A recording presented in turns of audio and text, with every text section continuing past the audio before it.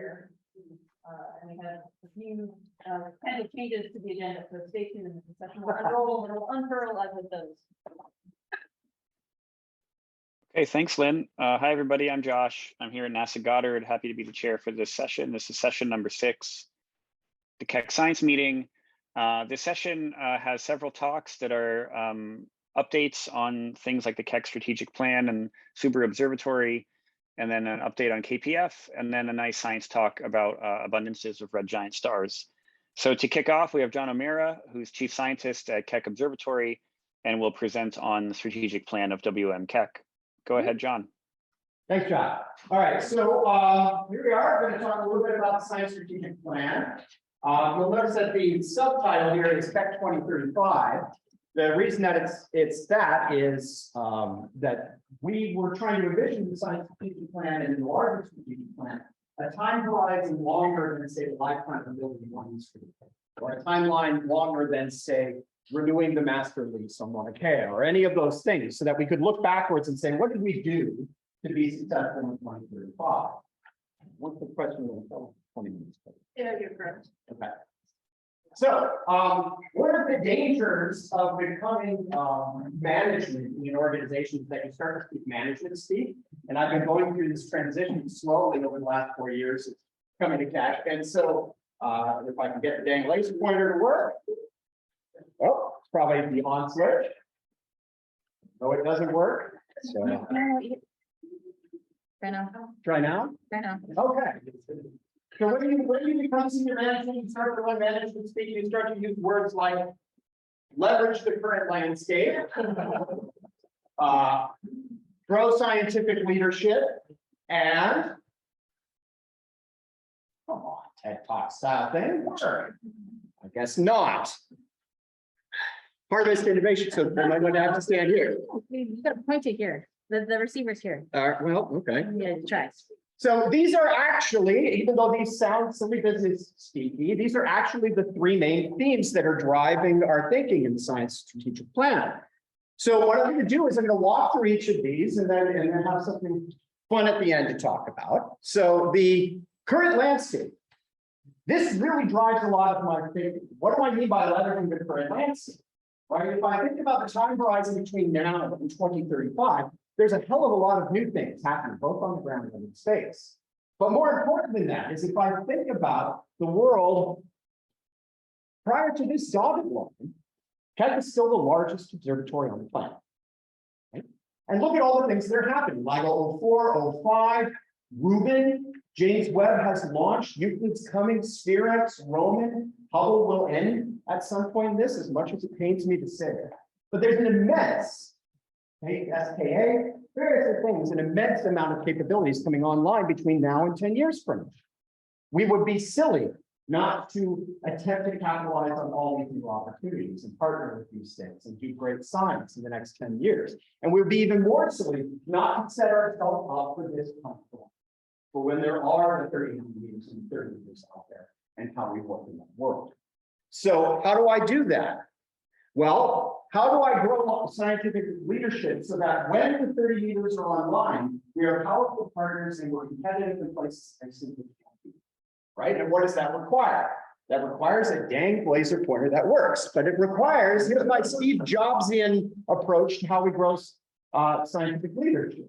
You've got to be faster, you've got to be wider, you've got to be deeper, and you've got to be smarter.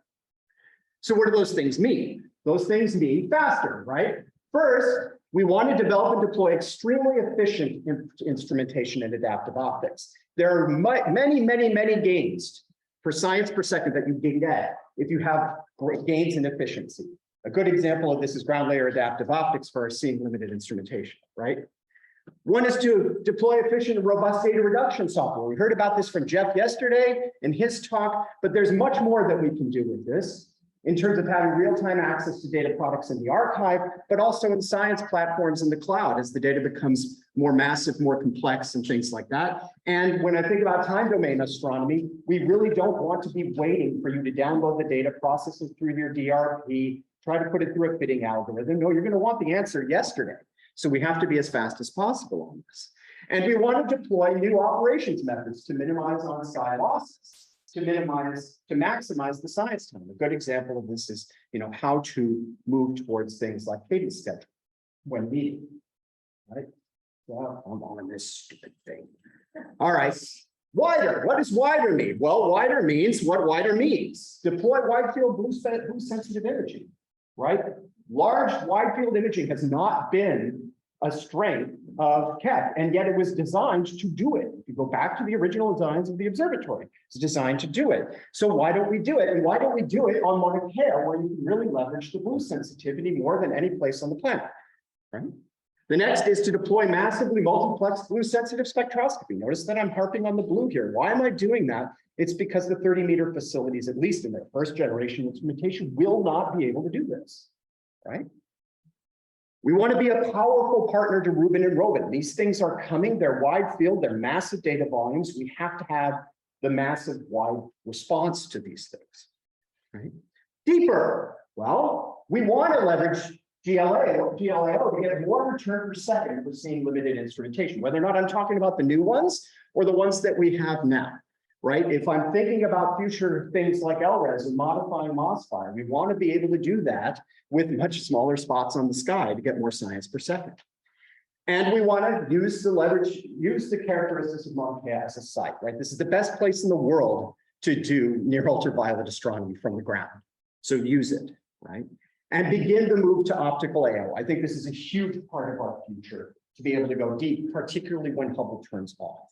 And there's nothing of similar wavelength space anywhere on the planet. Do it. And finally, smart, right? As the science demands, use new and upgraded observing modes. This is cadence observing with KPS at the beginning, but I think we will have to change how we do target opportunity observations. When Rubin turns on, gives you 10 million transients a night, and event brokers are yelling at each other to do things, we have to have smarter policies, smarter scheduling systems and algorithms to do that.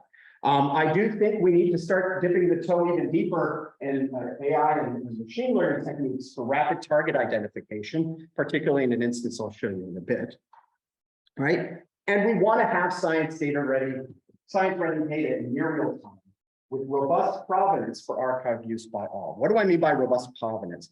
Essentially, I would like to write the state of the observatory to every data file. Why would I want? Because if in 15 years, somebody wants to go and use that data from today, they don't have the observer in the room to understand why they did it, the sequence of observations that they were doing. We're starting to move with that for DSI now, but the evolution of that is to really understand, why was image number 7 out of 743 done and it's still taking that point? What kind of dither algorithm was that, et cetera, et cetera, et cetera.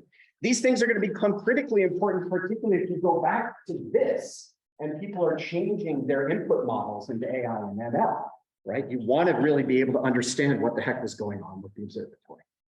Really, all of these things are an intertwined spaghetti mesh, right? I think you don't want to deploy expensive instrumentation that takes a long time to build or new capabilities that doesn't meet all these goals at once. And I put a notable suite of various things up there, which I might talk about in a minute, but you don't want to be building these things or thinking the future for 2035 if they don't appeal to many, many aspects of this simultaneously, because that's how we're going to be competitive with the 30 meters. Right? I am a big fan of thinking about not just instrumentation, but ecosystems of instrumentation. So what the heck do I mean? On the left is a concept that I call the discovery engine, but it has many things put together that we already do, and one thing that we currently don't. One of that is deep wide field imaging. Whether or not that's DMOS imaging today or LRES imaging today, or imaging with the wide field imaging tomorrow, you take a deep image, you feed it into artificial intelligence that picks your targets for you, and you do massively multiplex spectroscopy on it. Now, how the heck do I pull that off? I pull that off with a deployable secondary. If I take the deep image, deploy the secondary, and if I have a spectrograph that can go to the places on the sky where I tell it to quickly, in one night, you can do what used to take you 3 years. That's how you beat a 30 meter.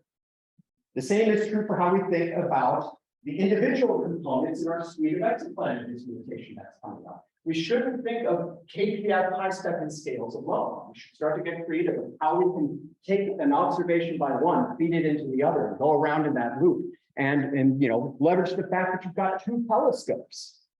We've got 2 telescopes.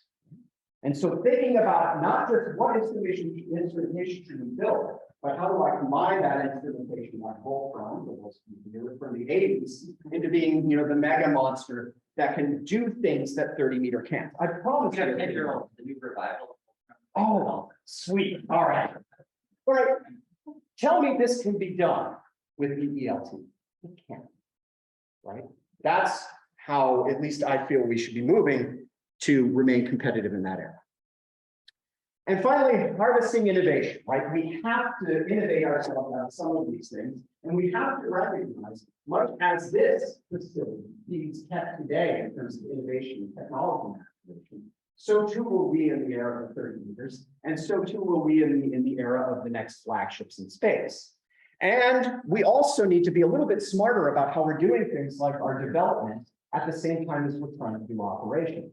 So one possibility is to go for a new AO bench with an adaptive secondary as the primary collecting element, and to have that bench be a development bench. So that on one hand, you could be doing the operations and then flip a mirror, and then you're doing AO development so that we're not hurting the system while we're trying to upgrade the system. And I believe this is a really important part of the next 15 years, which is to develop testing technologies in partnership with the ELTs and with NASA missions, right? LUBEX is, or something like it is going to happen. There are some things that you just can't test in the vacuum chamber at JPL. You might want to test it on, a large aperture segmented mirror, right? So what's the path ahead, right? I think the path ahead has a variety of things in it, right? Based off of all I've blabbed up to now, right? What do we need? We need adaptive secondary mirrors to enable GLAO, ideally on both telescopes. And we need this for our single limited instrumentation and to provide the foundation for visible wavelength data, right? We need to go down this path now to set up the next 15 years for when we want to try to get to visible AO. Whether or not I'm talking about narrow field, high contrast visible AO, wider field visible AO, I don't think that's been decided yet. But we do need the ASMs, and we need them as early as possible for things like our seeing limited instrumentation to get that efficiency gain, right? We do need wide field imaging. I think this is going to be an absolute differentiator between us and any other facility like ground in the blue and highly massively multiplex spectroscopy, along with ultra-high throughput workhorse spectroscopy, our bread and butter, right? And I think massively multiplex spectroscopy will become our bread and butter. But our bread and butter here is, we need to upgrade res, please, really, as soon as possible. But we can also retrofit MOSFire with wavefront sensing, work with the ASMs and increase the efficiency of that. And we need to look at near spec 2, which will be the L&M band long slit spectroscopy, primarily for solar system type observation, but for other types of things there where we really want to be able to use that aspect of it. But some of this acknowledges some of the things that we won't do, right? James Webb is going to be doing a variety of those other things. The ELTs are going to certainly be doing, single point source IR spectroscopy behind AO. You want to use D to the 4th when you've got a 30 meter. And so you go to D to the 4th with the 30 meter and you go to us for other things. The path ahead has to have extremely rapid response to transient events, right?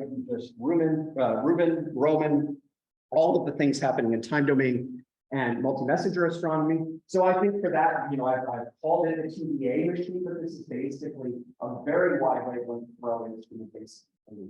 Atmospheric cutoff, say to 2.5 microns, so that you get it all at once and it's always available. We really need robust use of CAPA, right? CAPA is coming, and so and our current near-term AO capabilities. So that means LiDAR behind CAPA, that means scales and high spec. These are all have begun on the horizon, right? And scales and high spec coming soon. But we need to use that as good as we can now to be the best partner that we can with things like Webb while it's flying. Remember, Webb gets cycled in schedules that are 12 to 16 months, but we can be much more nimble than that to work in close concert with it. And science on demand with the widest audience possible, right? I think there is a huge aspect of larger astronomy inclusion that can happen with Keck that hasn't happened so far if we're doing more on the data front. And it's really important to all the other things, I think, to have the science data on demand. If I think about this is worthless if all I'm getting is raw data, right? We want to be able to say, here is your spectrum, and ideally, here's your redshift. But I don't want to write the code that says, here's your redshift. I want you to write that, and I want to write the API that allows you to tell me how to plug in that code. Okay. I do think we need to define and execute the process of the current instrument decommissioning. I mentioned this yesterday. We don't have infinite depth space. We don't have infinite spacing space. We don't have infinite people. So it's time to really start defining that and starting to do that definition now. We know what instruments are coming in the near term, and we have to start that process now. We do need to maintain what I think is one of our critical strengths that have nothing to do with instrumentation, nothing to do with data services, and everything to do with your sense of ownership of the observatory. That's critical to our success. If all I do is get an email that goes, hey, your data is available, what investment do you have in that place as a place to want to do great science? And in the era of pajama mode, and that's my fault, but in the era of that, we have to think about this very, very carefully. How to stay connected with you all, how for you all to stay connected with us if we're going to drive this philosophy of innovation going forward, right? So these are extremely notional timelines, and I'm cheating here. I'm trying to get them all on the side. Well, this is true, right? But what I'm trying to show with this diagram is not that we're going to do all these things, but I want to do all these things, but that we have certain flexibility in the choices that we make of when we do things so that we can deploy them relative to other things, right? If I were to put that new capabilities diagram ecosystem on the graph too, right? So that's what these gray arrows indicate, is that we've got to move things around here, and we've got to think very carefully about how we do the early work in development of this instrumentation, how we fund that, how we deploy it, right? I am quite positive we can't do all these things immediately at once. But if we're smart about how we do the blue parts, then we can think very carefully about how we do the other parts. I can do a similar thing here with AO, but I've only got a minute left, and I want to get to one other point, and that's this, right? You know, it's great that I put all this stuff up there, and you can ask me the question, John, how much does it cost if you do everything on the previous two slides? It costs me that much money. Now, I hear a lot of people laughing. Now, you can't possibly do that. So here's what I want to close with. The case for optimism. Right? Here's my argument for optimism. It's multifold. We are still the most powerful telescope on the planet. That's a pretty good reason to invest with us. And in fact, that was such a good reason to invest with us that somebody did to the tune of $71 million. Right? This was a gift by an anonymous donor to Caltech to build Keck instrumentation. So they already saw the value in the science that we return, the immense science that we can return, and the immense opportunity over the next decade, right? Optimism begets optimism, success begets success. We have to leverage things like this to grow that up to $250 million across the partnership. And we have a science mandate from Bruce and from Fiona and from the other folks that appeals to our core strengths to build upon. Everything in the Science Village from Master 2020 is a core strength. We need to build upon that. We need to bring that back to the community, the federal community, the national community, as to why I can get myself up to those numbers. And we have a dedicated, capable, ambitious community that wants to rise to the challenge. I believe that in my bones. That's why I took the job that I did, right? You all really want to have these things come to fruition. We just have to figure out how to work together to make it happen. And we have a history of finishing what we start. In the next 6 months, we're going to deploy $45 million worth of instrumentation at Keck. Every one of those had a difficult path to getting finished, but we finished what we started. With the help of our foundation partners, our federal partners, our philanthropic partners, the people in this room, we finished KPF, we're finishing KCRM. Well, we're finishing KPF. I know Andrew's coming at some point. We're finishing KCRM, we're finishing the laser frequency comb. We've got scales, high spec LiGAR on the horizon. We're finishing what we start, so let's get started.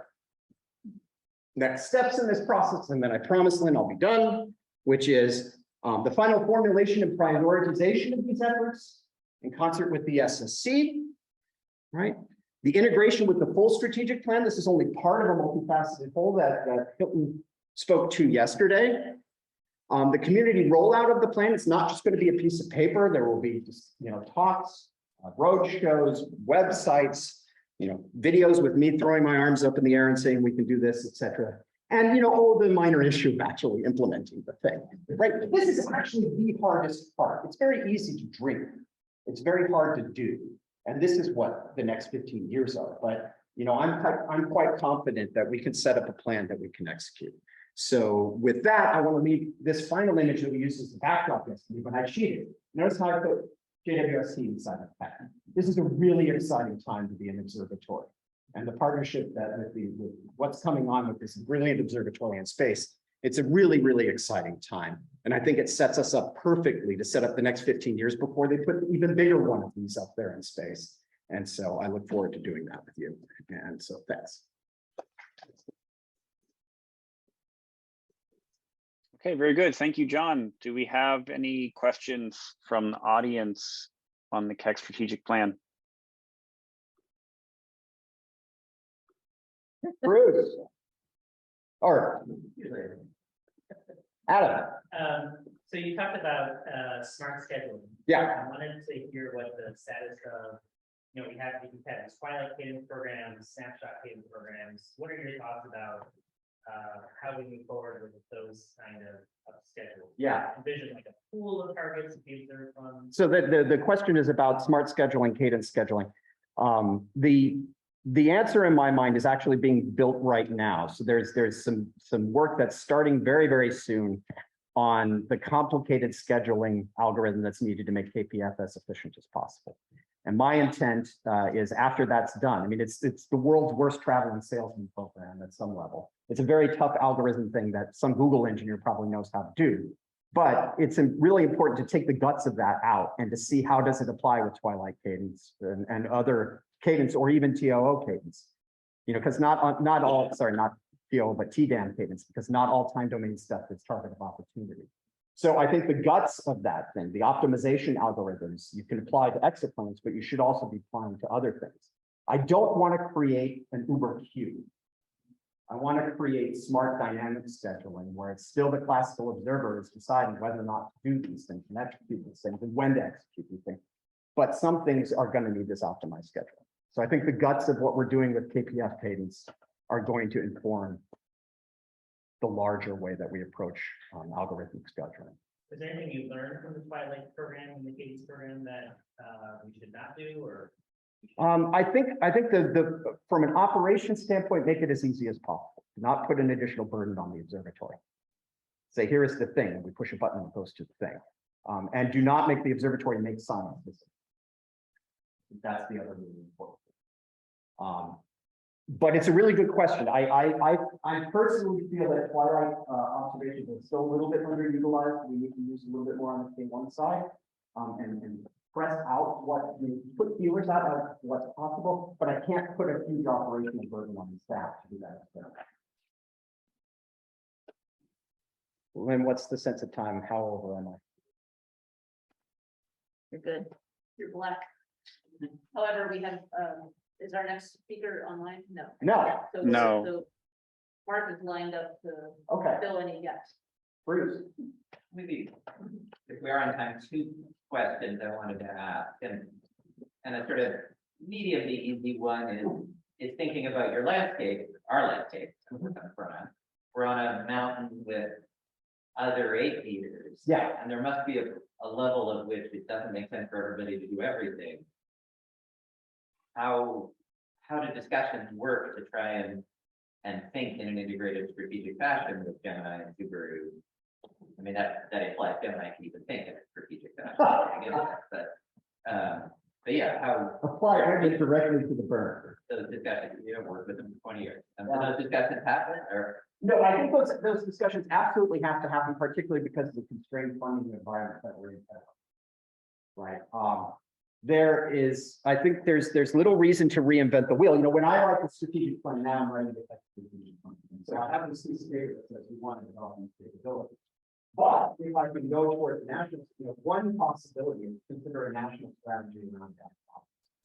To leverage those things and say, okay, we're going to do this way, we're going to have office here, I'm going to have that there, and another place coming in, so we're not duplicating the wheel. But one thing that we could duplicate is cross-month data. Right. Creating an industry. Yeah, that's a positive example of shared technology that actually works on multiple instruments. But I think what you're really getting at, we should not build a extreme precision radial velocity instruments and put them on board telescopes. Right. And And you're first, that mostly means other people. well, yeah, but there are gonna be other things where they're gonna be first, and so we should say, what's the best way, and, maybe that's cross telescope scheduling, we can do it now, and we haven't seen it. Those are things I think we have to explore, but, I kind of want to write down what we're gonna do first, and have the community break that first, and then move to that stuff. It's a great. And if I can ask the second one. Shelley, can you ask a second? When are we still? No, you're good. It's fine, that'll be good with broad discussion. Yeah, just trying to see if anybody else, that was part of it. Josh, do we have anybody online? I met him in person for the first time yesterday. No questions on the Slack yet, John. I think Bruce is good to go. I'm pushing a little, and this of course is your TED Talk version where your manager hat and so on, but things like this have to be, I think, motivated by numbers. It doesn't mean you do the whole flow of science case left to right through 5 columns of the science matrix like NASA. But if you say out loud, yeah, why field imaging is important, you have to have a number that says this is how much deeper we will get than Rubin over this smaller an area, and this is why it's important. It's a fiducial science case. Yeah. You won't do that science case in 2035, but I'm trying to learn where those numbers exist. Okay, so for some instruments, like the wide field numbers with images, those numbers exist, right? In fact, Jeff is speaking to it later this afternoon, but those numbers, you can do the Rubin 10-year stat in 2 hours. But you're asking for science. Right, well, I'd like to know why, right? Right. You can do the Rubin 10-year stat over this much. But my point is Why? that, so for instance, like the wide field and images, those are actually. Well, if you want to do a graph and configure an area, if you want to do photos, if you want to do spec Z's for some random subset of Roman things, those things are well done. For things like the time domain machine, in many respects, we don't know what we're looking for. So really the number is what I think the optimum resolution to catch the most possible set of weird things and what wavelength is really important. So it's a very good point that I appreciate, and it is one level below the TED Talk here, and we have the white paper process that went into this. We have and all those things are You have to different. stay closer to the owl and the microphone. Oh, sorry, my bad. So, How much time do we have between us and Andrew? Andrew, Just for 10 minutes, so we can. have- Yeah, I was going to invite, I have a- Mike has a question, and then I might invite Mark up just to say what we've got up in the near future, and he didn't know I was going to do that, but. Mike. I was just at the DE camp. There's Argent Day showed amazing results. He used DESI on a 4 meter. If you look at M31, DESI has 5,000 fibers over 6 square degrees. And he basically he reached 20-second magnitude with 1 kilometer per second errors in radial velocity. And essentially did 30 years of Keck research on M31, one image, the 4 meter telescope. And it's on the archive. I don't have the precise number. Day is the first author, but it was really shocking to see that. Yeah. And I think everybody should look at it and realize, what this new environment is like. I never would have thought that DESI could go so faint on a 4 meter telescope. Imagine what you can do with the 10 meter, Mike. Yeah. Okay, so I'm going to invite my colleague Mark up here for just a moment. And he didn't know that we were going to do this to him, but just to talk about some things. Mark. Mark stuff. So at the end Mark, of the. Oh, go Mark, ahead. can you introduce who you are? I don't have Yeah. your information, or I'd introduce you. Thanks. Sure. So I'm the instrument program manager at the Keck Observatory. John and Hilton yesterday alluded to the fact that we're here to serve you.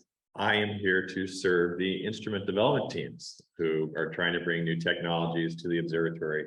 I work with people at all of our partner institutions, not only identifying new concepts that we want to bring over, but also as we go through the full instrument construction process, working with them and trying to understand where they are, what their status, and communicate to the SSC. throughout the year so that we all have a pretty good understanding of status of instruments as they go through their development. Okay, there's a breakout session at the end of the day, so I hope that some of you will actually stick around and participate.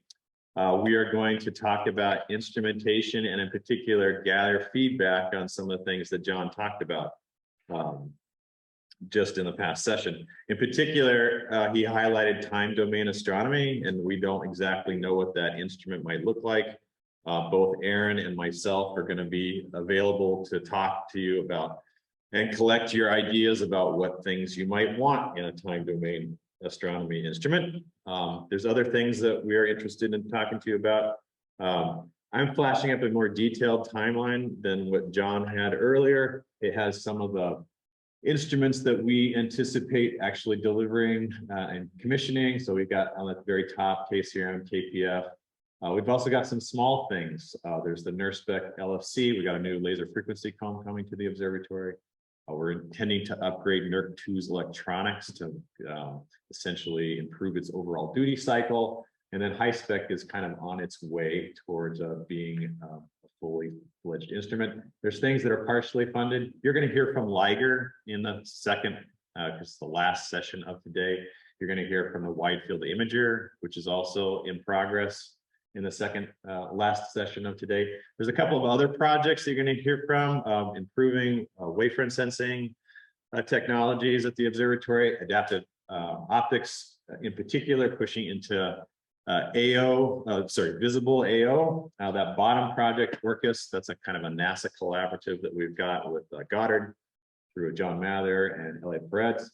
But they are putting some new technology onto the telescope kind of right now to do a preliminary pathfinding test about how well we can do at optical wavelengths and what areas on the bench that we'll need to push. So I don't really want to get into a lot of these timelines right now. I encourage you to come to the session and talk to us. It's really going to be an open forum. Aaron and I have some questions that we'll pose to you about what we want to solicit, but outside of the things we solicit, we just want to hear from you. So John alluded to the fact that we have a process where we solicit ideas every year that happens roughly May through July. People from all over the country and sometimes outside the country are giving us new ideas and technologies that we want to try to play with and develop. Outside, right, Swinburne is actually kind of leading the wide field imager work. So we encourage people from everywhere to participate and give us these ideas. And that's kind of what I want to express to you. I don't know what else we want to say here. Any questions about all of this briefly before? No questions. No questions. All right. So we'll leave it at that and we'll hopefully see you at the end of the day. And it's in here. Great. Okay, thank you very much, Mark. I guess up next we have Andrew Howard. So Joshua, can we do a sound check? Sorry, real quick for our last speaker, since Sure. I've got a tiny bit of time here. Please go ahead. He should be in. No? Yes. Arthur, can you go ahead and unmute and check your AV, please? Can you hear me? Yep, we can hear you. Do you want to share your title slide just to make sure it works? Sure. Do a check real quick and then.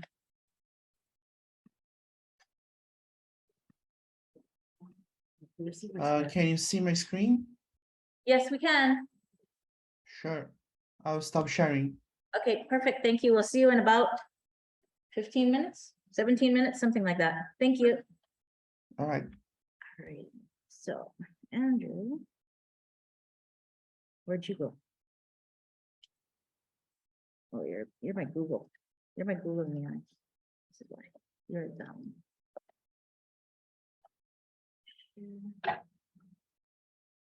Could you refresh just in case? Sure.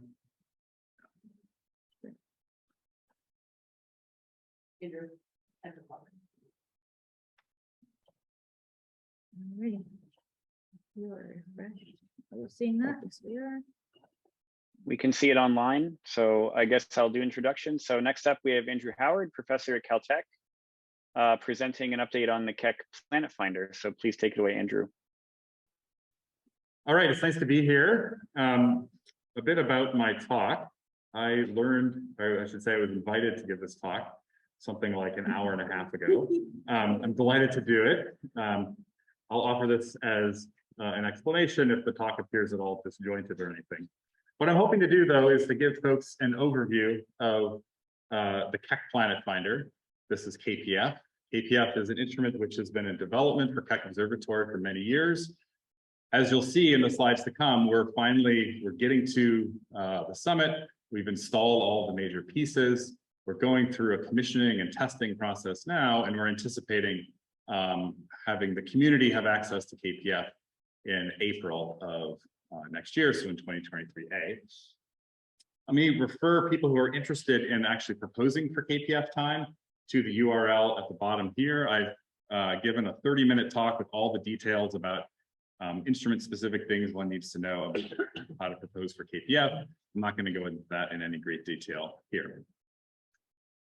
All right, let me start at sort of the 30,000-foot level about why we need a new high-resolution spectrometer for Keck Observatory.